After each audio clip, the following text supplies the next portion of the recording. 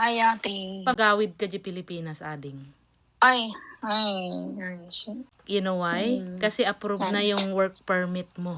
Ay, ala, ate. Thank you, ate. Thank you. Kala ko uuwi ako dahil hindi. Ala, ate. Thank you. Ay, ala, ate. Anong gagawin ko dito? Ala niya. Ay, ala, ate. Thank you, ate. Thank you, ate. Ay, no, nene. Kitam tapuso mitaw, ritam. Thank you, ate. Ala, thank you, Lord. Thank you, ate. Thank you, I thought ate. it's refused. You know, Thank you, ate. Thank you, Lord. Ano, hindi ko na lang gagawin ko dito. may isang. May ate. Congratulations, ading. Ate, thank you. Ate, hindi ko alam kung anong mapipil. Thank you, ate.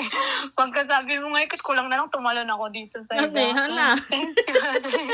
So, work permit holder ka na. Thank But you, you need to ate. go out para mag-activate yung work permit mo. So, ngayon, I'm thinking, kano ka kasi when did you come to Canada? March 14, 2024, ate. So, March 14, 2024 na first time kang naging tourist visa sa Canada. We keep on extending, di ba? Right now is April 21.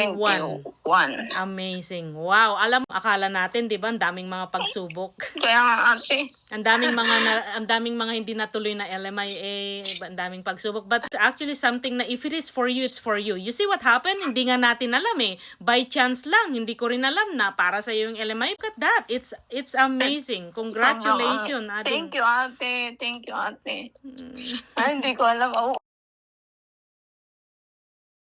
Ibalitak lang kanyang nga na-approvean yung work permit ni... Hello, thank you. I'm so free. Thank you, Lord. Yeah. Thank you, nanay. Sabtong tatalala magbaga mami. Awang pwede ko kung kuna na I natatay. know. Akala ko nga refuse. Kasi nga, and you know, she's been here.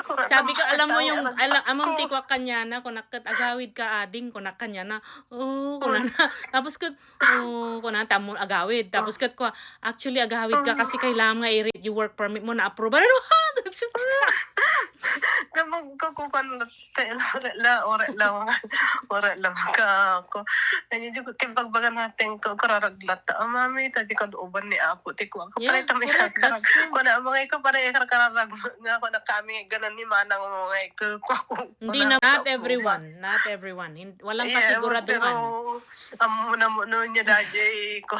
Amazing. Congratulations, ante. Yeah.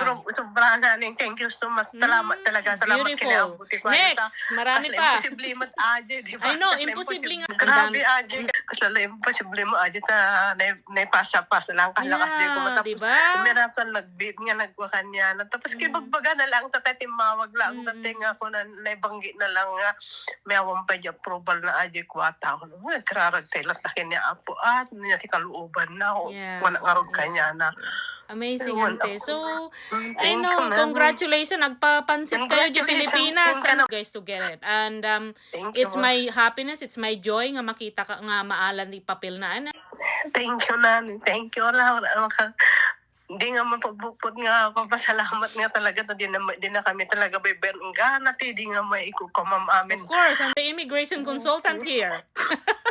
Kaya, sukarod nga, panay lang nga. Panila sa pagkukami na doma.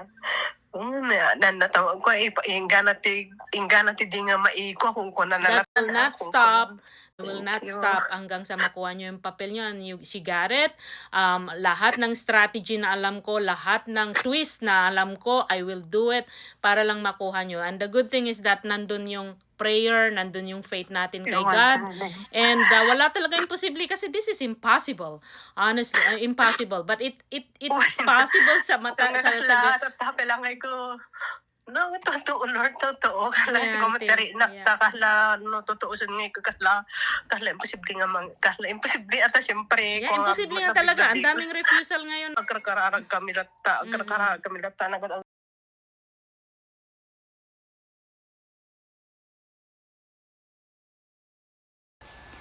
For it is for you the quiet hope, the steady courage, the promise that refuses to fade. Congratulations to a tourist visa holder, got her positive LMIA, and applied for work permit, and she got an approval. Please don't forget to like and share.